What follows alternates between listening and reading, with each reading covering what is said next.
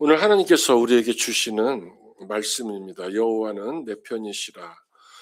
시편 118편 1절에서 21절까지인데 우리 천천히 다 함께 큰 목소리로 읽겠습니다. 함께 1절부터 봉독합니다. 여호와께 시작. 여호와께 감사하라. 그는 선하시며 그의 인자하심이 영원함이로다. 이제 이스라엘은 말하기를 그의 인자하심이 영원하다 할지로다. 이제 아론의 집은 말하기를 그의 인자하심이 영원하다 할지로다. 이제 여호와를 경외하는 자는 말하기를 그의 인자하심이 영원하다 할지로다.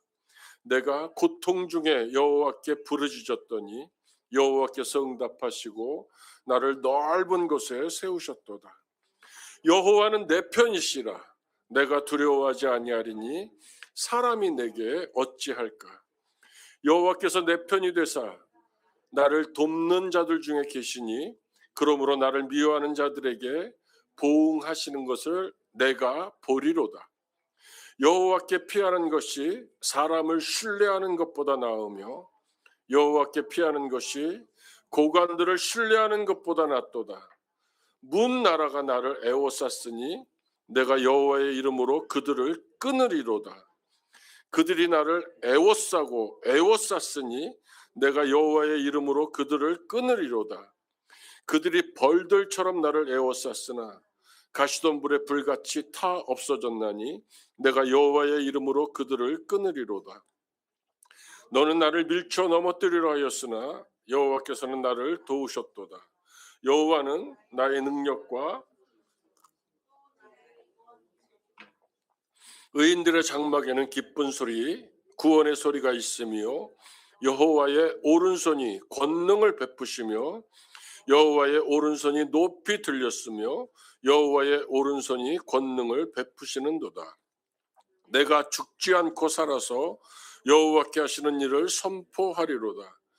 여호와께서 나를 심히 경책하셨어도 죽음에는 넘기지 아니하셨도다.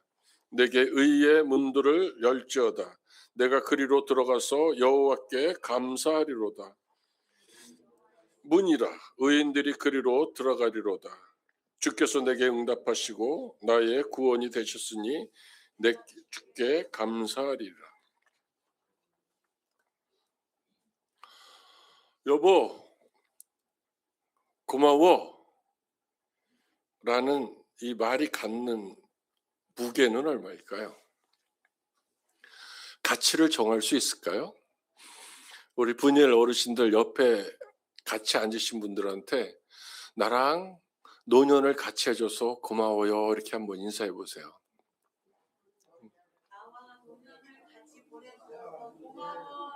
우리 성도님들은 권사님, 집사님 고마워요 이렇게.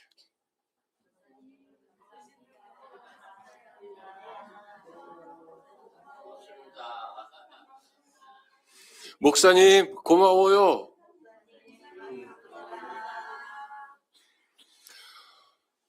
오래전에 돌아가신 저희 어머니는 저한테는 둘도 없는 어머니였는데 며느리한테는 되게 엄했어요. 또 며느리가 해온 가구 이런 것들이 마음에 안 든다고 뭐 타박을 하셨나 봐요. 근데 제 앞에서는 안 그런 척 하셨습니다. 어느 날 집에 들어갔더니 착한 제 아내가 울고 있는 거예요. 왜 그러냐 그랬더니 자기가 갖고 온 혼수를 엄마가 못마땅하게 여기신다. 그래서 제가 당신이 뭔데 내 엄마를 그렇게 얘기를 해? 그러면서 제 아내를 많이 혼냈습니다. 1년, 2년 살다 보니까 엄마가 아내를 못되게 하는 거를 제가 눈치를 챘습니다. 그래서 제가 엄마한테 가서 이렇게 얘기합니다. 엄마, 나 이혼할까? 엄마 마음에 안 드는 아내하고 어떻게 살아? 그럼 우리 엄마가 이럽니다. 미친놈, 저런 여자가 어디 있다고? 굴러 들어온 복을 발로 차냐? 말로는 이렇게 하십니다. 아는 선배 집사께서 저한테 요령을 가르쳐 줬어요. 아내한테 가서 그렇게 얘기합니다. 여보, 우리 엄마 내쫓을까? 아니면 우리 나가서 따로 살까? 그러면 우리 처가 막 울면서 그럽니다. 엄마가 없었으면 당신이 어떻게 있어요? 당신을 얼마나 엄마가 사랑하는데. 소위 말하는 양다리를 걸치기 시작했습니다. 엄마한테 가서는 엄마 편이 되고 아내한테 가서는 아내 편이 되고. 제가 퇴근하고 집에 오면 아내가 집에 있습니다. 그러면 여보 빨리 나와. 지금 어디 좀 가야 돼. 그럼 엄마가 애들을 안고 이렇게 얘기합니다. 저거 또 지 마누라 꿰차고 나가는구나. 그러면 제가 아내를 차에다 태우고 저기 태촌 쪽을 이렇게 드라이브를 하면서 여보 다 알아. 여보 고마워. 그러면 제 처가 당신이 잘못했어요. 말년에 제 처가 제가 차남인데 우리 어머니를 10년을 제가 모시고 돌아가시기 1년 한 7개월 전에 제 큰형님, 제 형님한테 어머니를 보냈습니다. 어머님이 저보다 더 좋은 환경에서 사시다가 돌아가셨고 우리 형은 10년을 제가 모셨는데 누가 물어보면 내가 모시다 돌아가셨어? 이렇게 얘기합니다. 어른들을 모시는 지혜겠죠. 다시 한번 묻습니다. 여보 고마워. 할아범 고마워요. 딸아 고맙다. 요즘 세상 많이 힘들지? 아들아 고마워. 그래도 나중에 제가 얘기하겠지만 오늘 읽은 시편에는 내가 죽지 않고 살아서 여호와께 하시는 일을 선포하리로라는 시인의 고백도 있습니다. 아들아 이 험한 세상에서 그래도 살아 있어줘서 고맙다. 이렇게 얘기하는 우리들의 고백이 되면 얼마나 세상이 아름다워질까요?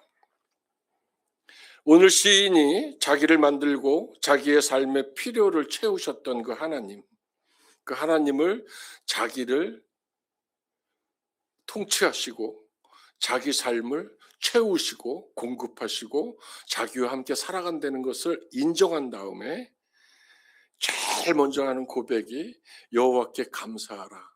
영어로 이렇게 되어 있습니다. Thank you, God. 고마워요, 하나님. 하나님 고마워요. 제가 20대 중반 때 주의를 할 때 성가대장이었던 분이 의사였습니다. 신시성을 갖고 있는 의사였는데 그분한테 기도를 시키면 의사가 이렇게 기도합니다. 주야! 이 쓸모없는 놈을 다시 살리셔서 은혜를 채우셔서 찬송을 부르게 하시다니요. 하나님 감사해요. 떼굴떼굴 하도 굴러대서 최면이고 채통이가 없어서 어떨 때는 대표기도 부탁을 드리기가 겁이 날 정도로. 오늘 시인이 하나님 감사해요. 하나님 땡큐. 하나님은 늘 좋으시고 하나님이 베푸시는 사랑은 끝이 없네요. 그리고 자랑합니다. 이런 분이 내 하나님이야. 어렸을 때 니네 엄마 뭐해? 우리 엄마는 대통령 부인이야. 우리 아버지는 군인이다. 우리 아버지는 사령관이다. 나중에는 우리 아버지가 대통령이 되고 미국 대통령까지 됩니다. 우리 아빠는요 힘이 아주 세요 라고 말하는 어린아이처럼 하나님을 예배하고 경외하는 모든 자들에게 하나님 땡큐 고마워요 라고 말하자고 지금 시인이 자기 시를 읽는 사람들을 초대하고 있습니다. 유치하다는 말이 있죠. 유치찬란이다. 이걸 나쁜 의미로 쓰면 다 큰 놈이 하는 짓이 꼭 어린애처럼 어리숙하기만 하네 이렇게 얘기하는데 이 유치찬란이라는 말을 구상시인이라고 우리나라에 살았던 지식인이 있었습니다. 그분이 천상병 시인에 대해서 얘기할 때 천상병 시인은 유치찬란했다 이렇게 평합니다. 서울대 상과대를 중퇴하고 우리나라 지식인 중에 속하던 이 천상병 시인을 지금은 조작됐다 하는 동백님 사건에 엮어서 그를 간첩으로 몰아서 감옥에 가두고 전기로 고문을 합니다. 동백님 사건으로 연루됐던 수백 명의 사람들이 국외로 추방되거나 사형을 앞뒀을 때 국제 엠네스티에서 사형을 시키지 말라는 압력에 의해서 외국으로 우리나라 윤희상 같은 그 위대한 작곡가, 세계적인 작곡가도 그래서 독일로 망명을 가서 다시는 우리나라에 못 돌아오고 돌아가셨는데, 그때 함께 연루됐던 사람이 천상병 시인입니다. 그때 받았던 고문의 후유증으로 평생 몸과 정신이 멍들은 채 처참한 순환의 인생을 살게 됐지만, 그 당사자인 천상병 시인이 노래했던 그 새라는 제가 시를 한 편 읽어드리겠습니다. 외롭게 살다가 외롭게 죽을 내 영혼의 빈터에 새날이 와서 새가 울고 꽃필 때는 내가 죽는 날, 그 다음 날, 산다는 것과 아름다운 것과 사랑한다는 것과의 노래가 한창인 때에 나는 도랑과 나뭇가지에 앉은 한 마리 새, 살아서 좋은 일도 있었다고 나쁜 일도 있었다고 그렇게 우는 한 마리 새. 그의 삶, 그의 굴곡진 삶, 아내가 너무너무, 그 문순옥이라는 아내가 너무너무 좋아서, 정작 이 천상병 시인은 천주교 신자였는데 자기 아내가 다니는 연동교회만 나가겠다고, 나는 앞으로는 내 아내가 다니는 연동교회만 다닐 거야, 내가 개신교로 개종은 하지 않겠지만 나는 아내가 다니는 연동교회만 다닐 거야. 그 단촐한 그의 삶의 궤적을 우리가 이야기하기에는 유치찬란이라는 말밖에는 없는 것 같아요. 천상병이 돌아가시기 얼마 전에 이렇게 시집을 쓰고 제목을 정합니다. 괜찮다, 괜찮다, 다 괜찮다. 자기를 아프게 했고 자기 일생을 힘들게 만들었던 우리나라 정치인들, 시대를 다 용서하고 그는 한 마리 새가 돼서 하나님 앞에 섰을 때 그래도 이 소풍 온 것이 아름다웠었다라고 고백한다고 하면서 돌아가셨습니다. 우리 예수님께서도 말씀하십니다. 예수께서 보시고 노하여 이르시되 어린아이들이 내게 오는 것을 용납하고 금하지 말라. 하나님의 나라가 이런 자의 것이니라. 내가 진실로 너희에게 이르노니 누구든지 하나님의 나라를 어린아이와 같이 받들지 아니하는 자는 결단코 들어가지 못하리라 하시고, 말이 좀 어렵지만 이거를 쉽게 풀면 이랬습니다. 절대로 아이들과 나 사이에 끼어서 방해하지 마. 천국의 삶에는 이 어린아이들이 중심에 있어. 그거는 어린아이들이 가운데서 뛰어다닌다는 얘기가 아닙니다. 명심하여라. 너희가 하나님의 나라를 어린아이처럼 단순하게 받아들이지 아니하면 절대로 그 나라에 들어갈 수 없다. 그러면서 어린아이들을 친히 안고 머리에 손을 얹으셔서 축복을 하십니다.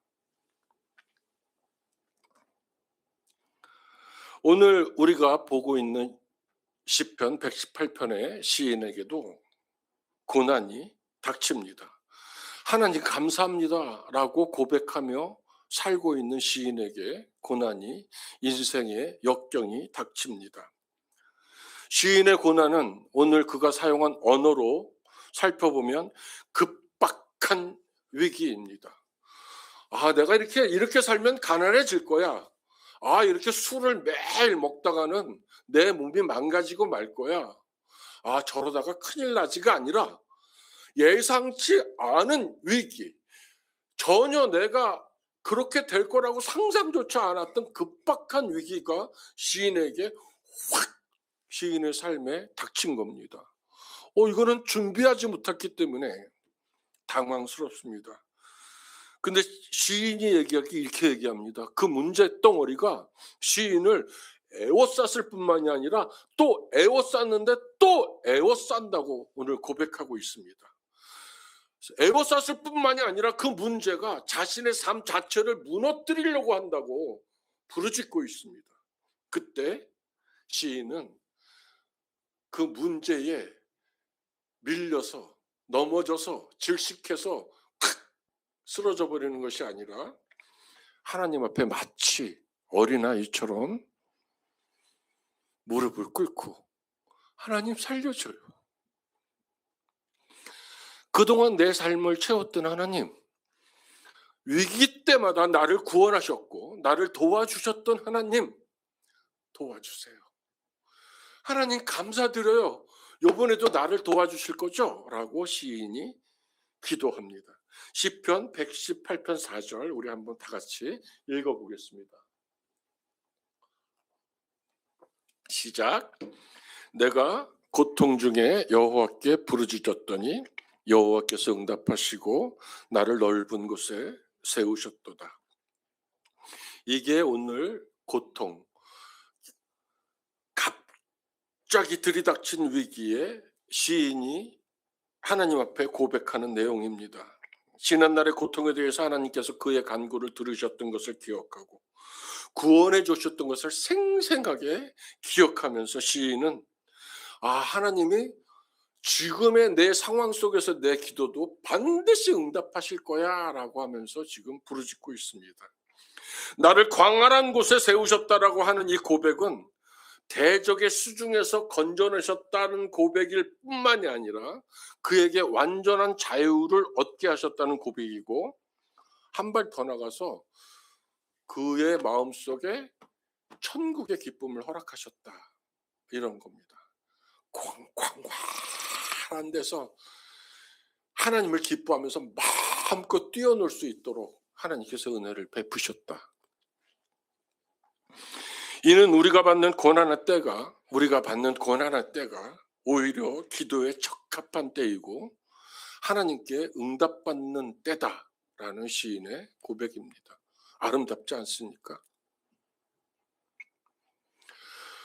창세기 시절에 사람들이 700년을 살고 900년을 살고 600년을 살 때 하나님께서 300살밖에 안 된 에녹을 하나님과 동행하였다라는 설명 외에 2줄 만에 하늘로 데려가 버립니다.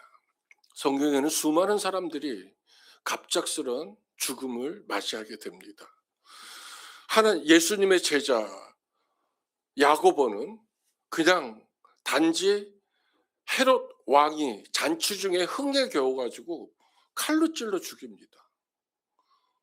하지만 성경을 깊이 연구하는 사람들은 압니다. 하나님이 얼마나 사랑했으면 그의 인생의 때를 줄여서까지도 영원한 삶의 현장으로 불러들였을까. 이것이 하나님의 경이로움이 갖고 있는 신비입니다. 제 동생도 33살에 혈압으로 쓰러져서 깨어나지 못하고 죽었습니다. 어머님이 그날부터 곡기를 끊고 제가 살아나지 않으면 나도 죽겠다고 곡기를 끊으시더라고요. 줄초상이 나겠구나. 그때 제가 섬기던 목사님이 가서 말씀하십니다. 살아날 거면 당장 살려주시고, 혹시 하나님이 너무너무 사랑해서 먼저 데려가실 거면 고통 없이 빨리 데려가게 해주세요라고 2가지의 기도 중에 하나를 하시라고 얘기를 했습니다. 그때 어머님이 들어가서 하나님이 사랑하시면 고통 없이 데려가세요라고 기도를 그 병원에 있는 교회에서 하셨고, 어머니가 기도한 그 시간에 우리 막내는 숨을 멈춥니다. 어느 날 제가 사역하고 있는 어느 교회에 이쁜 23살짜리 여자애가 와서 저 뒤에 와서 매일 예배 때마다 와서 웁니다. 맨 처음에는 남자한테 채였나? 실연을 당해서 우나? 아니면 너무 일찍 어린 나이에 세상을 경험하고 있는 것인가? 계속해서 웁니다. 그러더니 그 다음 한 달쯤 지나서 부모로 돼 보이는 부부랑 같이 셋이 나와서 웁니다. 그래서 가서 상담을 합니다. 왜 울어? 암에 걸려서 시한부 인생을 사는데 이제 한 보름 정도 자기 인생이 남은 것 같다. 시간이 돼서 딸이, 정말로 이쁜 딸이 죽습니다. 장영선 장로님 부부인데 그 장영선 장로님이 하는 고백입니다. 그 이후로 아내가 아파트 14층에서 매일 뛰어내리려고 했답니다. 딸이 없는 세상에서 살 수 없었답니다. 근데 어느 날 하나님께서 멍하니 천장을 바라보고 있는데 딸이 천국에서 하나님과 살고 있는 환상을 보여주더랍니다. 내가 너무너무 사랑해서 일찍 딸을 불렀다. 그 이후에 그 아내의 고백입니다. 우리들이 까마득하게 잊어먹었던 모든 신앙을 딸이 죽음으로 바꿔서 회복시켰습니다. 딸이 죽음에 이르는 병이 걸리지 않았다면 다시는 우리는 하나님 앞에 나아갈 생각을 안 했을 겁니다. 너무나 부유했고 너무나 성실했고 하나님 없이도 살 수 있는 성품을 가졌던 그들이었기 때문에 하나님이 그들을 회복시키는 방법은 하나님 곁에 딸을 일찍 데려가는 일뿐이었나 봅니다. 우리가 받는 고난의 때가 오히려 기도에 적합한 때인 것입니다. 우리가 그 고난받을 때에 이것을 기도하라는 하나님의 사인이라고 받아들이고 우리가 기도하면 하나님께서 반드시 응답하실 거기 때문에 이 고난은 기도와 응답을 함께 선물하는 하나님의 선물입니다. 제가 오늘 준비한 설교하고 지금 하고 있는 설교하고 다 틀립니다. 우리 성도님들만 있으면 이렇게 해야지 했던 기도가 우리 지금 어르신들 때문에 어쨌거나 오늘 시인이 하는 찬송 중에 가장 강조하는 내용 중에 이게 있습니다. 여호와는 내 편이시라.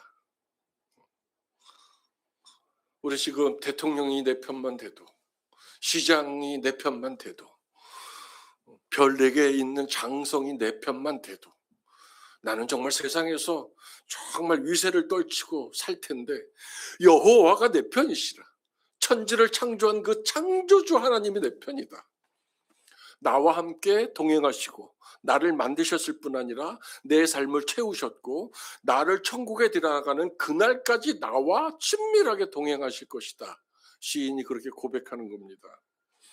여호와는 내 편이시라. 내가 두려워하지 아니하니 사람이 내게 어찌할까. 여호와께서 내 편이 되사 나를 돕는 자들 중에 계시니 그러므로 나를 미워하는 자들에게 보응하시는 것을 내가 보리로다. 이것이 시인의 당찬 고백입니다. 천지를 지으신 하나님이 내 편이라는 고백입니다. 하나님이 나와 함께 하신다는 고백입니다. 나는 하나님의 손에 보호받고 있습니다 라는 고백입니다. 땡큐 하나님. 여기서 돕는다는 말은 베오제라, 그 히브리 원어로 하나님께서 나를 돕기 위해서 내 곁에 계신다. 곁에 계실 뿐만이 아니라 하나님 도와주세요 그러면 도와가 나오기 전에 일어나셔서 나를 향해서 달려오신다. 우리 하나님께서 도우시는 거는요, 우리가 이만큼 도와주세요, 이만큼 도와주세요. 근데 하나님의 도움은 더 큽니다. 우리가 하나님은 나의 방패입니다. 나의 도움의 방패세요 얘기했을 때 그 방패의 손잡이는 안에 달려있는 손잡이가 아니라 밖에 달려있습니다. 그래서 하나님이 들고 하나님이 막아주시는 방패입니다. 이 얼마나 큰 도움이십니까?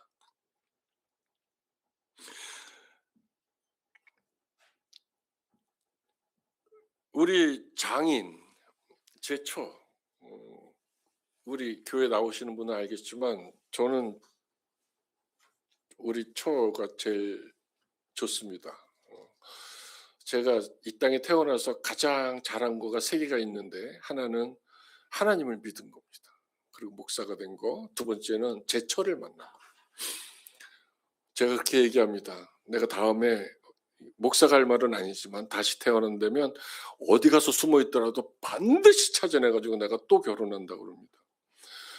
우리 처는 도망간다 그럽니다. 세 번째, 저희 아들 둘을 낳은 겁니다. 제가 이게 세상에 태어나서 제일 잘한 겁니다. 우리 제 처의 아버지가 평생 노동을 하셨고 6.25 때 전쟁에 나갔다가 총알 파편을 맞아서 지금은 대전 현충원에 계신데 어깨에 총알을 이렇게 묶고 살았어요. 그분이 평생에 처음 아팠는데 그것이 폐암이었습니다. 폐암은 두 가지로 나누는데 그중에 가장 나쁜 게 소세포암입니다. 이 소세포암은 혈관을 타고 전이가 되기 때문에 그 아픈 것이 뇌까지 올라가게 되면 이제 방사선 치료를 아주 강하게 하게 되는데, 이 방사선 치료를 하고 나오신 날은 자기 이름도 모를 정도로 힘들어 하십니다. 그만큼 이 소세포암은 코미디언 이주일 씨가 걸려서 돌아가신 게 소세포암인데, 의사들이 얘기하는 투병 기간을 9개월로 보고 있습니다. 치료가 쉽지 않은, 췌장암과 더불어서 치료가 쉽지 않은 병입니다. 3개월 정도 투병을 하셨는데 제가 병원에서 같이 아버지하고 먹고 자고 있었습니다. 원자력병원과 보훈병원을 오가면서 항암 치료와 방사선 치료를 같이 하셨습니다. 어느 날은 대변을 보지 못하셨습니다. 항문이 막혀서. 그래서 너무 급해서 제가 비닐 장갑을 끼고 손가락을 자기인 항문에 집어넣어서 관장을 시켜드렸습니다. 그러고 나서 아버님이 막내 사위인, 5명의 사위 중에 제가 막내인데요. 막내 사위인 저한테 마음의 문을 여셨습니다. 이제 뭐 볼 거 다 보여줬으니까 제 앞에 내세울 체면도 없어졌던 겁니다. 그때 제가 전도합니다. 아버지의 귀한 막내딸과 막내 사이가 믿는 하나님 궁금하지 않으세요? 집요하게 제가 전도합니다. 그러고 나서 오랜 시간이 지나서 영접 기도를 합니다. 나는 죄인입니다라고 기도를 시키는데 30분 동안 입을 안 떼십니다. 그렇게 하시고. 그 말이 이렇게 어려워요?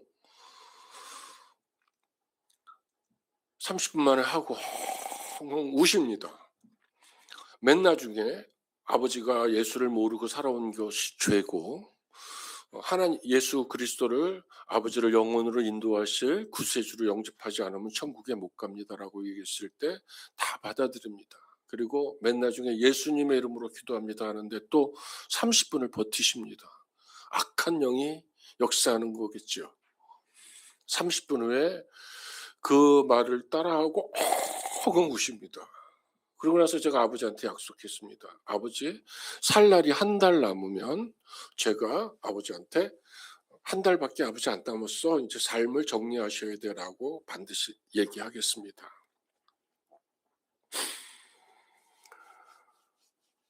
그때부터 이제 5명의 딸과 사위가 번갈아 가면서 간병을 합니다.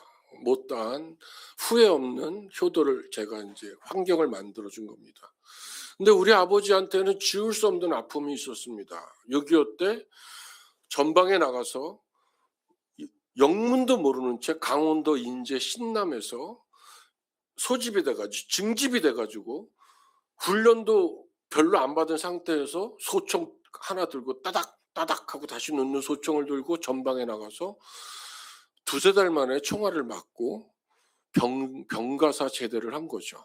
그리고 집에 와 보니까 3살인가 5살 난 아들을 두고 결혼했던 아내가 미군을 따라서 도망을 간 겁니다. 그러니까 우리 장인어른이 혼자 아들을 키우다가 총각이라고 거짓말을 시키고 우리 처의 어머니인 장모님하고 결혼을 한 겁니다. 장모님은 괴산에서 가마를 타고 올라오셨는데 3일 길을 걸어 올라오셨는데 그 신남 산을 넘던 가마꾼이 "누구와 보면 좋겠어. 처녀 장가를 들다니." 그래 가지고 오셔서 문을 걸어 잠그고 일주일 동안 문을 안 열어줬다고 합니다. 그리고 평생 동안 우리 장인은 우리 장모님한테 잡혀 살게 됩니다. 문제는 그 아들입니다. 시대가 그렇게 상황을 만들어 버렸습니다. 이것이 우리 처한테 좀 마이너스가 되는 얘기가 아니길 바라면서 얘기를 합니다. 그래서 그 아들이 새 엄마가 들어왔는데 5살, 6살밖에 차이가 안 나니까 어린 나이에 집을 가출합니다. 그래서 전국을 떠돌면서 그 옛날에 그 트럭 시다발이라고 그러잖아요. 그 두들겨 맞고 굶고 언손으로 정비를 배우고 이러면서 산전수전을 다 겪게 됩니다. 그 아들은 버림받았다는 얘기, 엄마한테 버림받고 아버지한테 버림받고, 그 아들하고 장인어른하고 제가 화해를 시킵니다. 아버지 잘못했다고 그래. 아버지가 잘못한 거야. 결혼을 하지 않더라도 아들을 건사했어야지. 또 아들한테 가서 그럽니다. 이게 아버지의 잘못이냐, 시대의 잘못이냐. 그 아들이 나중에는 우리 장모님이 돌아가셨을 때 그 장모님까지도 자기가 모시겠다고 부산으로 데리고 내려가십니다. 첫째 아들하고 화해를 시키고, 막내 아들이 또 있습니다. 그 막내 아들도 불러들여서 하고, 한 달이 됐습니다. 아버님이 돌아가실 때 제가 그날이 주일이었습니다. 저한테 연락이 왔습니다. 아버지가 임종 직전에 전서방을 보고 싶어 한다. 전서방이 보는 가운데서 죽음을 맞이하고 싶다. 그래서 제가 아버지한테 얘기합니다. 아버지, 두 아들하고 같이 있으면서 돌아가시고 저랑은 천국에서 만나요. 그렇게 우리 아버님은 돌아가십니다. 근데 우리 장모님이 저한테 하는 말입니다. 당신 평생에 그렇게 편안한 자기 신랑의 얼굴을 본 적이 없다고 그랬습니다. 호흡이, 맥박이 100에서 90, 80, 70, 60, 20, 0이 될 때까지 편안하게 죽음을 맞이했다고 합니다. 어떻게 사람이 죽음 앞에서 일평생 자기가 보지 못했던 저 편안한 표정을 하고 돌아가셨을까? 전서방, 나도 그 예수님 좀 만나게 해줘. 강원도에서 신앙생활을 하다가 담임 목사한테 상처를 받고 신앙을 내려놓았던 그 이야기를 까마득하게 속이고 살던 장모님, 그 이후로 교회를 나가시고 장모님도 예수 그리스도를 믿고 천국으로 들어가셨습니다. 제가 오늘 이렇게 우리 집안 내력을 다 얘기하는 까닭이 있습니다. 오늘 시인이 이렇게 노래합니다. 여호와는 나의 능력과 찬송이십니다. 또 나의 구원이 되셨습니다. 그러면서 아까 제가 말씀드렸던 것처럼 내가 죽지 않고 살아서 여호와께서 하시는 일을 선포하리로다. 이렇게 고백합니다. 하나님을 믿는 사람들은 이미 이 땅에서 영생하는 사람들입니다. 아멘. 이 땅의 삶이 영원한 삶에 있다 이렇게 얘기합니다. 이 땅에서도 천국을 누리시다가 죽어서도 천국에 들어가 영원한 삶을 사신다는 말입니다. 그렇기 때문에 죽지 않고 살아서 지금 어떠한 형편이든지 마치 죽은 것처럼 소망이 없이 사는 것이 아니라 하나님을 향한 소망 가운데서 사시는 것이고, 또한 내 편이 되어서 내 곁에서 나와 언제나 동행하시는 하나님을 신뢰하면서 자랑하고 고백하는 겁니다. 하나님, 고마워요.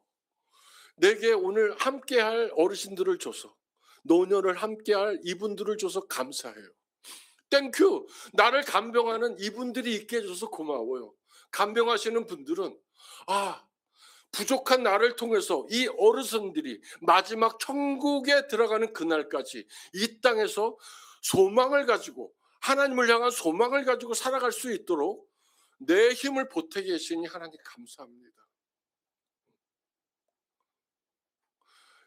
100층 빌딩을 짓다가 돌아가시길 원하십니까?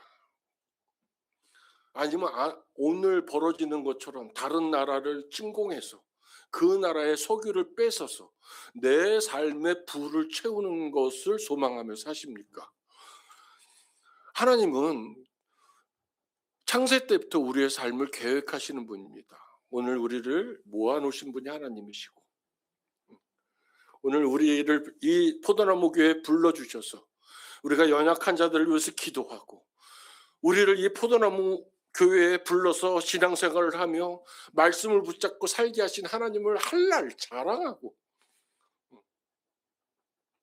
새벽마다 보지만 노아 그 한 사람을 통해서 인류를 시작하신 그 하나님, 셈을 통해서 인류를 다시 질서를 만들어 가신 하나님, 가만히 들여다보면 평범한 사람들입니다. 그 평범한 사람들이 하나님을 신뢰하면서 그 하나님을 자기의 하나님으로 인정했을 때 하나님은 그들의 평범한 삶을 통해서 믿음의 계보, 믿음의 큰 강물을 써내려 가시는 겁니다.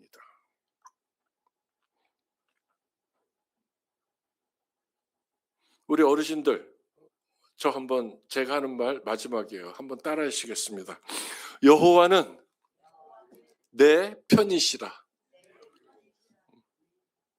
제가 맨 처음에 설교를 시작하면서 한 말이 여보 고마워예요. 다시 한번 얘기합니다. 하나님, 따라하세요. 하나님 고마워요. 힘들고 어려울 때마다, 또는 이해하지 않는 긴박한 고통이나 위기가 다가오실 때마다, 아니면 매일매일 내 삶이, 내 힘의 여력이 점점 쇠하여질 때마다 영생으로 우리를 이끌어 가시는 그 하나님을 자랑하시면서 그 하나님과 동행하시면서 인생을 승리하시기를 주님의 이름으로 축복합니다. 우리 포도나무 교우 여러분, 우리가 약한 자들을 섬기고 있습니다. 어르신들 분예를 밑에 두게 하신 것도 하나님의 뜻입니다.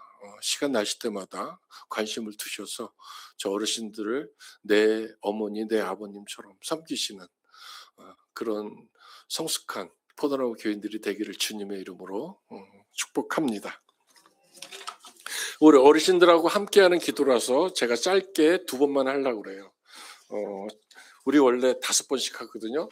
2번만 하겠습니다. 첫 번째는 여호와는 내 편이시라 내가 두려워하지 아니하리니.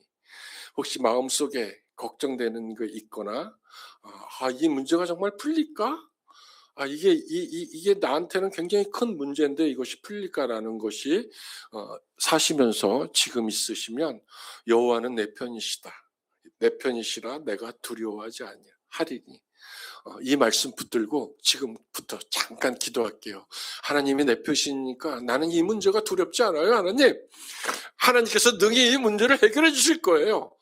우리 교우들도 함께 여호와는 내 편이시라 내가 두려워하지 아니하리니 사람이 내가 어찌할꼬. 우리 주여 한번 외치고 통성으로 기도합니다. 주여, 하나님이 내 편이십니다. 하나님 감사합니다. 하나님 고마워요. 하나님, 내 앞에 어떤 어려움이 있더라도, 고통이 있더라도, 문제가 있더라도 하나님께서 그 문제를 해결해 주실 줄 믿습니다. 그것이 내가 신뢰하고 내가 의지하는 하나님이십니다. 하나님 늘 나와 함께 동행하시고 내 옆에 계시고 나를 도우시니 감사합니다. 하나님을 신뢰합니다. 하나님 감사합니다. 일평생 내가 살아가는 동안에, 영원한 천국에 들어가는 그날까지 하나님 나를 도와주세요. 하나님 나와 함께 해주세요. 내 어려운 문제들을 주님께서 해결해 주세요. 내가 주님을 높이고 자랑하고 찬송하겠습니다. 오늘 두 교회 어르신들이 함께 예배했습니다. 하나님 그 노년의 길이 주님께서 하나님여 허락하시는 평안과 기쁨과 안위와 하나님의 위로 가운데서 하나님을 자랑하고 하나님께 감사해요라고 외치는 마지막 노년의 화려한 여정을 열 수 있도록 하나님이여 오래오래 강건하게 지켜주시옵소서. 예수님의 이름으로 기도합니다. 한 번만 더 기도합니다. 118편 17절 내가 죽지 않고 살아서 여호와의 하시는 일을 선포하리로다. 이 말씀 붙들고 자살하러 산에 올라왔던 어떤 사장이 자살하려던 그 약을 사려는 돈을 헌금을 하고 다시 살아나서 1년 후에 와서 제가 이 말씀을 붙들고 살아났습니다 고백하는 그런 간증도 들었습니다. 내가 죽지 않고 살아서 여호와께서 하시는 일을 선포하리로다. 하나님, 지금 내가 살아가는 이유는 하나님의 일을 자랑하고 선포하시기 위함인 것을 압니다. 하나님, 나이에 상관없이 나를 사용하여 주세요. 우리 이 말씀 붙들고 기도합니다. 주여 한번 외칩니다. 주여! 그렇습니다. 주님, 하나님만이 나의 능력이고 나의 찬송이고 나의 구원이 되십니다. 내가 죽지 않고 살아서 하나님께서 하시는 일을 선포하겠습니다. 자랑하겠습니다. 고마워요 라고 고백하며 살겠습니다. 하나님, 내 함께하는 사람들에게 하나님을 자랑하고 하나님을 증거하겠습니다. 함께 영원한 천국에 들어가기 위해서 최선을 다하겠습니다. 하나님, 나를 도와주세요. 나와 함께 하여 주시옵소서. 예수님의 이름으로 기도합니다. 이제 예배를 마칩니다.